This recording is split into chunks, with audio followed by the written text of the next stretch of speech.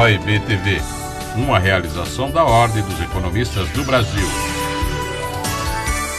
Colega economista, prezada telespectadora, prezado telespectador, é um prazer estar mais uma vez com vocês aqui na TV da Ordem dos Economistas do Brasil.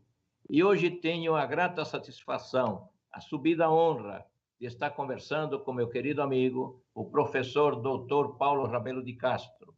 O Paulo foi presidente do IBGE, foi presidente do Banco Nacional de Desenvolvimento Econômico e Social e foi agraciado em 2018 pela Ordem dos Economistas do Brasil com o título de Economista do Ano.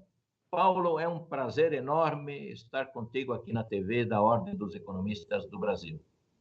Muito obrigado, meu querido presidente, professor Manolo. Você sabe que você está no nosso coração e, através da sua pessoa, eu faço questão de enviar um abraço muito carinhoso para todos os economistas e os economistas colegas nossos que nos ouvem, são muitos, através do canal da Ordem. Agradecer ao Fernando que pilota tão bem esse programa atrás das cenas. E agora estou à sua disposição para a gente conversar um pouquinho sobre esse ano terrível de 2020 e as perspectivas para 2021.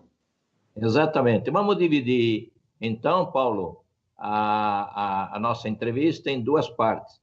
Uma primeira parte seria o que ocorreu e ainda está por ocorrer em 2020, estamos ao final do ano, e depois, no segundo bloco, as perspectivas da economia brasileira e da economia mundial, deixaremos, então, para esse segundo bloco. Paulo, a pandemia ela ainda estamos na segunda onda, a vacina ainda está sendo dada para milhões de pessoas em outros países, no Brasil ainda vai demorar um pouco, mas o fato é que a pandemia ceifou milhares de vidas e também desorganizou totalmente o nível de atividade, o nível de emprego e principalmente as contas do governo. Então, nós estamos chegando ao final desse ano com uma taxa de desocupação extremamente elevada. Nós temos 46,8% da população economicamente ativa trabalhando, ou seja, mais da metade não tem uma ocupação, o que é extremamente grave, e estamos em recuperação ao longo desses últimos trimestres, tentando chegar a um tombo que agora está sendo previsto em 4,4% do PIB. Uhum. Isso aí em linhas gerais, é isso que eu estou colocando para você fazer a tua análise do que foi feito de bom pelo governo no sentido do auxílio emergencial, do que faltou ser feito e do que ainda temos que fazer para que o ano de 2021, de fato, seja um ano de crescimento. Está sendo previsto aí em torno de uns 3,4%, isso na mediana das informações do relatório Focus. A palavra é sua. Muito obrigado, Manolo. Vamos combinar. Essa segunda onda da Covid é uma coisa miserável. Realmente, nos nossos corações, ninguém esperava por essa. Embora a influenza, que graçou e ceifou milhões de vidas há um século atrás, exatamente, entre 1918 e 1919, com alguma repercussão até 1920, 21, que foi chamada injustamente de gripe espanhola, o seu DNA está lá na Espanha, mas nem por isso. Eu preciso ressalvar que a Espanha não foi responsável, isso aparentemente começou nos Estados Unidos, essa gripe terrível, com características viróticas muito parecidas com esta, não é? Mas sem a vantagem da vacina, que abre uma perspectiva diferenciada para uma recuperação mundial um pouco menos sofrida. mas que não dispensará, e para isso recentemente passou-se mais um pacotaço no Congresso americano, agora no apagar das luzes, da ordem de quase $1 trilhão, 900 bilhões de dólares. É dinheiro para ninguém botar defeito.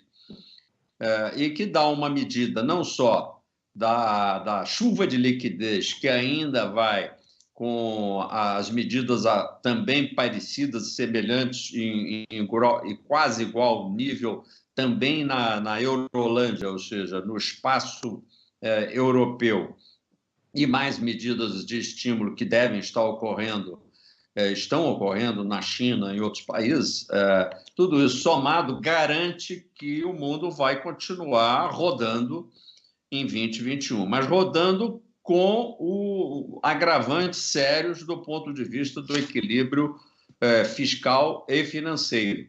Quem tem mais espaço para arcar com esse equilíbrio fiscal e financeiro, seja porque tem poupança macroeconômica suficiente, seja porque parte de um ponto de endividamento público mais baixo, seja porque tem instituições financeiras mais sólidas, etc., eu estou falando, eventualmente, de uma China por alguns motivos, de um Japão que tem muito endividamento, mas tem muita poupança, outros porque emitem moeda de reserva, que ainda é respeitada como os Estados Unidos, etc. e tal. Esses são países com os quais o Brasil não pode se comparar.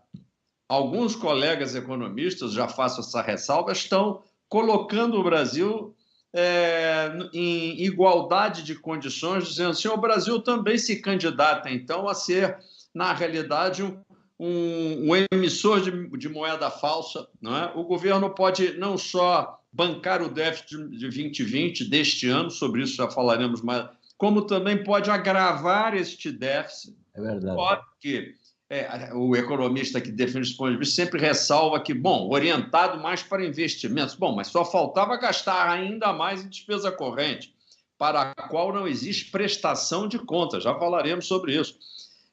Mas mesmo sendo para investimento, nós estamos tirando R$1 do setor produtivo, onde ele vale R$1,90, dependendo da produtividade. Existe uma perda pelo uso daquele recurso, e estabelecendo um sugamento de cada real que vai para o setor público, onde esse real, em equivalente certeza ou equivalência à produtividade, vale 20 centavos, 30 centavos. Bom, se eu aplicar investimento público, vai valer 80 centavos, mas estará sempre valendo menos do que no setor privado. Portanto, o que caracteriza o ano que está terminando, mais do que o impacto em si do vírus, meu caro Manolo, me parece ser essa invasão do setor coercitivo do Estado sobre as atividades produtivas que ainda resistem, muito mal e porcamente, porque tivemos quase 1 milhão de empresas de porte micro, pequeno e médio desassistidas. Eu, quando deixei o BNDES, estava alocando quase R$1 bilhão mês para atender as pequenas e médias. Quero deixar registrado aqui que eu consegui fazer o BNDES, que já alocava para as pequenas e médias empresas quase 40% do total do seu desembolso anual, encostei esse número em praticamente 50%, por orientação do nosso presidente Michel Temer, ou seja, essa era uma política de governo, essa assistência. Eles não só cortaram o BNDES Giro, liquidaram essa linha, como estão completamente alheios a essa assistência. Com isso, as empresas, nesse vasto setor de serviços, que passa por restaurantes, cinemas, hotéis, pousadas, empresas de transporte urbano, suburbano, etc., esse grande setor de serviços que a gente diz que chega a 60% do PIB, está com as pernas quebradas.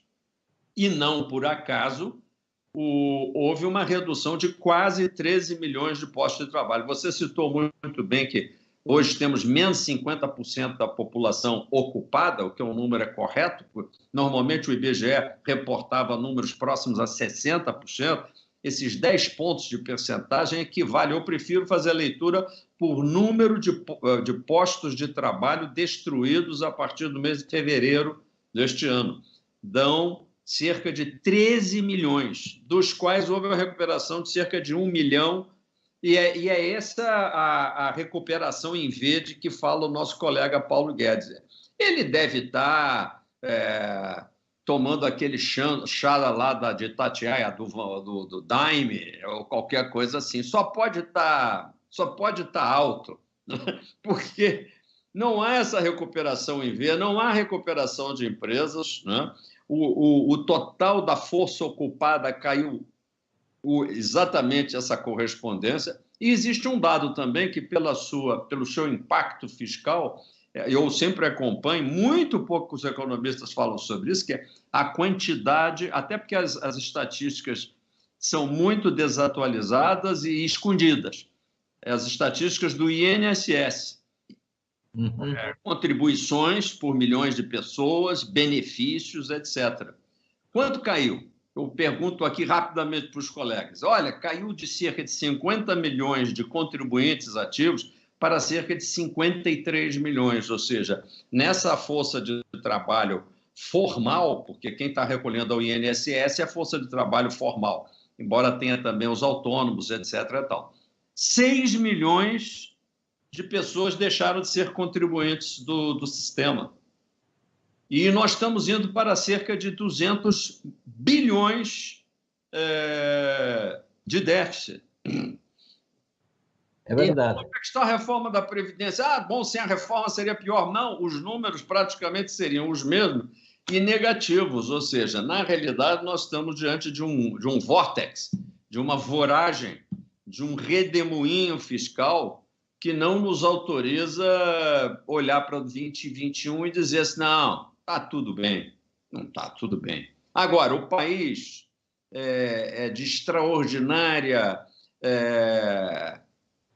potência, é só o nosso agronegócio. Os setores que justamente estão um pouco mais longe do vórtex, porque são plataformas produtivas que têm uma certa blindagem tributária. Nunca se vê agricultor dizendo que pagou imposto, renda. É só olhar o Fundo Rural e o que tem de déficit na área previdenciária também, ele é responsável pelo menos metade daquele buraco.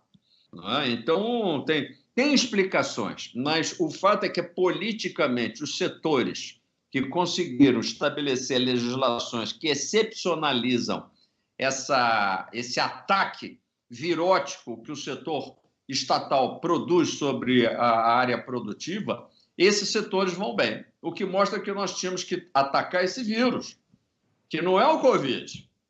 É o governo. Esse vírus está instalado em Brasília. É o governo. Junto com todos os esquemas que redistribuem vantagens para aqueles que se auto-excluem das regras quase impossíveis de ser seguidas pelas pessoas comuns. Aí, obviamente, assim, o auxílio emergencial foi uma maneira de excluir do vórtex, momentaneamente, 67 milhões de pessoas.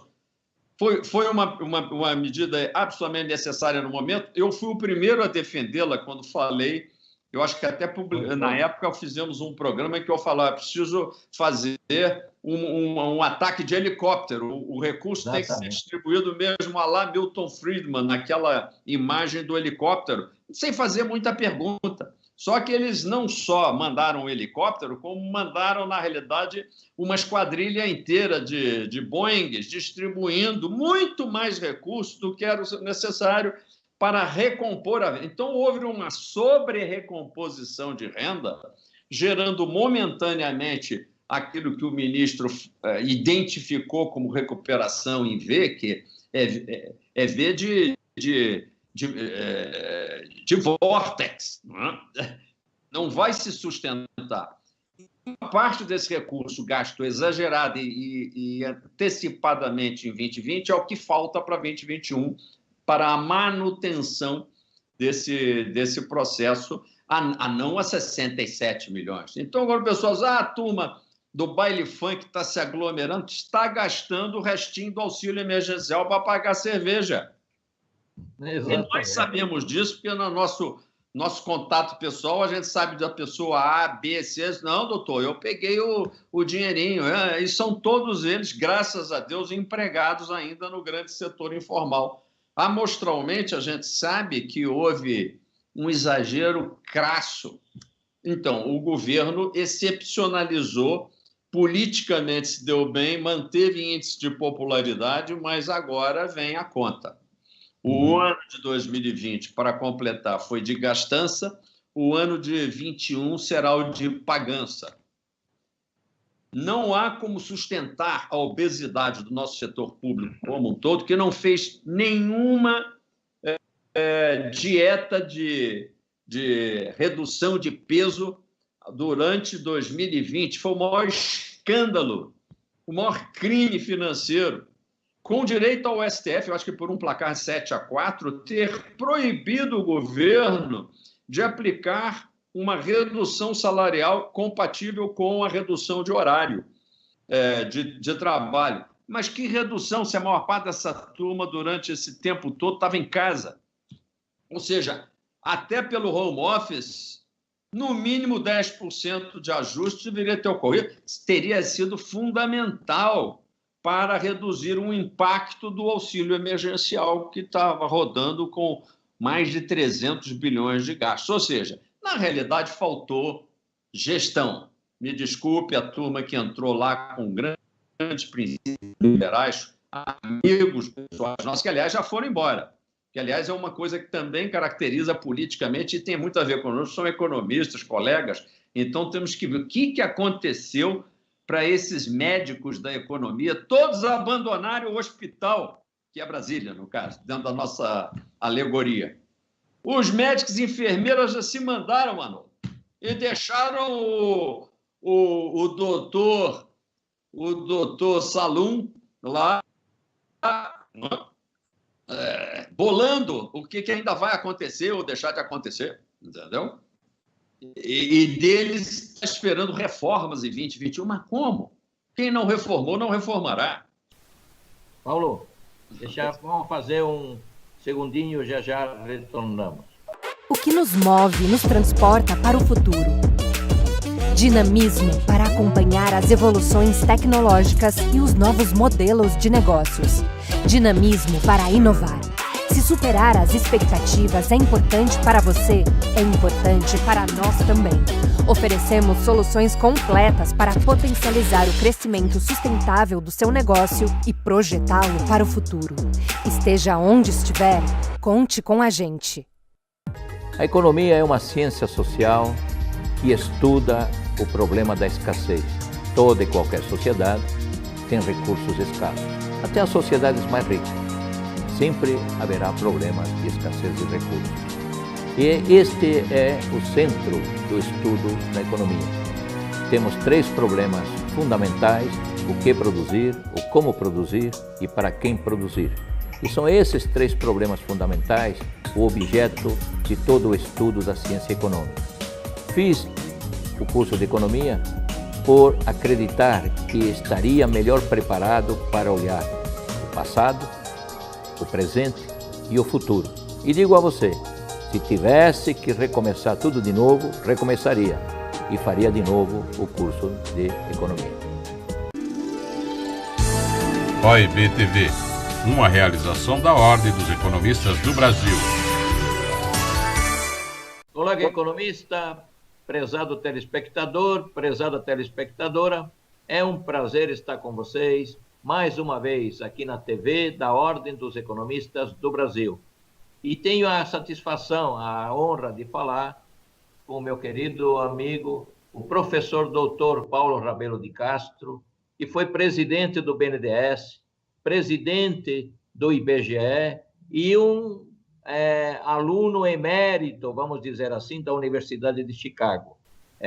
Fez a tese de doutorado em Chicago, é algo extremamente honroso para todos nós. E economista do ano de 2018, aqui pela Ordem dos Economistas do Brasil. Paulo, Estamos terminando o ano de 2020, você já fez um belo apanhado do que ocorreu e que deixou de ser feito, e estamos adentrando para 2021.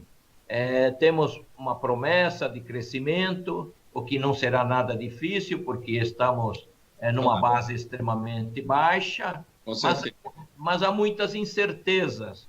O auxílio emergencial vai continuar, o teto do gasto vai ser estourado, enfim, as finanças, a questão fiscal, eu sempre tenho colocado em minhas análises como a questão fundamental da economia brasileira.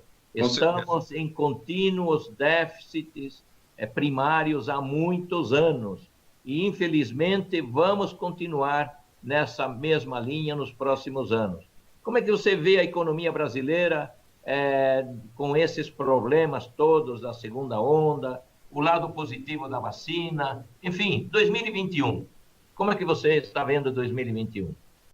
Vou ser, vamos dizer, muito rápido, porque dispomos de pouco tempo, mas para começar, dizendo que 2021 está longe de ser o ano em que a gente sai da floresta e encontra o caminho. Ainda estamos em busca do caminho. Temos conflitos políticos que mais atrapalham do que ajudam. Gostaria de falar sobre isso, mas é só lembrar que entramos em 2021 sem o orçamento aprovado. E até a lei de diretrizes orçamentárias acabou de ser aprovada agora no apagar das luzes. Portanto, um ano do ponto de vista de gestão, como eu falei, gestão, muito mal organizado, muito mal planejado.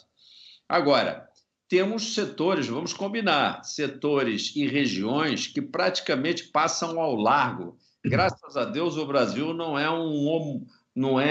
algo homogêneo, mas é um todo heterogêneo, relativamente heterogêneo, sofrendo diferenciadamente os impactos não só do coronavírus, como dessa coerção permanente do governo sobre o setor, e já mencionamos o agronegócio. É bom mencionar também vários segmentos da indústria, Manolo, que estão respondendo muito bem. Por quê? Porque com o câmbio acima de R$5, é só fazer o gráfico. Em poucas ocasiões nós tivemos um estímulo de ordem cambial tão bom, quando cotejado com os níveis salariais atualmente praticados, que estão deprimidos, a relação câmbio-salário, que a gente sempre acompanha na RC, é muito favorável, e isso vai dar um certo apoio para o exportador industrial brasileiro, junto com, obviamente, a pujança da exportação agropecuária e mineral. Para quem? Para os mesmos asiáticos. Menos para a Europa, mas certamente alguma coisa também para os Estados Unidos. Então, a crise não é por aí. O Brasil, com reservas de mais de 300 bilhões, na realidade, mais de 350 bilhões de dólares, eu e você gostaríamos de gerir esse país. O professor Delfim Neto, que é o decano nosso queridíssimo amigo e professor de sempre, esse sim, junto com o Galvez, penaram vendendo uma saca de café no almoço para poder pagar um barril de petróleo à noite, sem um tostão em moeda forte. Então, o Brasil, sob esse ponto de vista, vive uma crise cretina, uma crise criada pela incapacidade do setor público de dizer: eu sou a doença, vou promover a minha autocura, que o que vemos é exatamente o contrário. Aí o município de São Paulo acabou de aumentar o teto do salário do prefeito reeleito, mas que, aliás, até não ganha bem. Como prefeito, está mal remunerado. Se ele é um cara correto, como dizem ser, ele ganha mal para ser um bom prefeito. Agora, o problema é que ele é teto de não sei quantos outros milhares que nem sempre estão trabalhando o suficiente, não dão essa produtividade toda, e que vão ser puxados teto acima. Ou seja, nós temos que ter regras administrativas completamente diferentes dessas que estão aí. Agora, 2021 tem algumas surpresas agradáveis? Tem, a energia. não pelo fato de que não temos posição hidrelétrica ou termoelétrica, felizmente as termoelétricas já estão aí bem ligadas, mas o nível dos reservatórios é hoje comparável com o da crise que gerou o apagão e o racionamento em 2021. Tomara que Papai do Céu mande muita chuva e nos lugares, nas regiões nas hidrografias adequadas, senão vamos ter também um choque de oferta pelo lado da falta de água nos reservatórios e um choque de oferta junto com a pressão inflacionária que vem vindo, aí vai obrigar o Banco Central a sair desse nível que a gente comemorou muito, 2%, taxas de juros que jogaram, por exemplo, o setor da construção para frente, propagam alguma recuperação de empregos. Tudo isso eu acho que vai, entre o primeiro e o segundo semestre, ser meio que atrapalhado por essa estagflação que está para acontecer. O custo administrativo, como eu disse, do governo enorme, o brasileiro botando a língua de fora para pagar tributos e um zero de reformas administrativas, fiscal, previdenciária, inclusive. Quero fazer um programa ainda para discutir essa previdência. E, finalmente, só não destruíram, por enquanto, a nossa esperança de que o Brasil tem jeito e que não devemos deixar ninguém para trás. E que, se deixasse a gente chutar esse pênalti, não íamos ser tão pernas de pau de jogar tanta bola para fora como a gente tem visto jogar. Eu tenho tido, e quero compartilhar, junto com um abraço de Ano Novo, os meus colegas economistas, uma frustração muito grande da gente ser impedido de ajudar o Brasil como o Brasil merece. Bom, infelizmente, Paulo, o tempo corre muito rapidamente. Eu tenho que agradecer. Agradeço a tua presença aqui na TV da Ordem dos Economistas do Brasil e um feliz Ano Novo. E com vacina e sem conversa fiada de que a vacina não funciona, vamos tomar a nossa vacina. Com certeza. E a você, meu caro telespectador, telespectadora, um grande abraço. Feliz Ano Novo. O que nos move nos transporta para o futuro.